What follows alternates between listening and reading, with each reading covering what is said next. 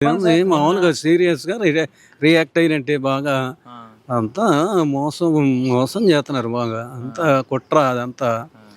తెలియనిదేముంది అందరికి ప్రజలకి చిన్న పిల్లోడు కానించి పెద్దోళ్ళు దాకా అందరికి తెలుసు. కానీ ఎలక్షన్ స్టంట్ అంటున్నారు కదా సార్ ఎలక్షన్ ఇదంతా స్టంట్ ఎలక్షన్ అంటే ఆ! అక్కడ తలకి కన్ను పక్కన, కంటి పక్కన కొట్టించుకోడు ఎవడు. అవును. ఏడో వాడికి జగన్ కొట్టించుకుంటే ఏడో చోట కొట్టించుకుంటాడు. ఆ! అది వేరు. అసలు ఎక్కడ వచ్చి తగిలిందంటే ఇక అది ప్రమాదమే కదా! ఇంకొక్కరు కొంచెం యువతల తగిలినా ఇంకేముంది ప్రాణం పోయినట్టే. త్రుటిలో ప్రమాదం ఈడ తప్పింది. తగిలినా కన్ను పోద్ది. కొంచెం మిస్ ఆ! అయింటే మరి అయిపోయేది అంతే మొత్తం. కదా! అంతా మోసం, అంతా కుట్రలు. ఆ! మామూలుగా లేదులే వాళ్ళ వ్యవహారం. మరి ఈసారి ముగ్గురు వస్తున్నారు కదా సార్ దాని ముగ్గురు గురించి అది మీ 10 మంది అభిప్రాయం? వచ్చినా ఏం కాదులే గాని, 10 ఆ! మంది వచ్చినా ఏం చేయలేరు.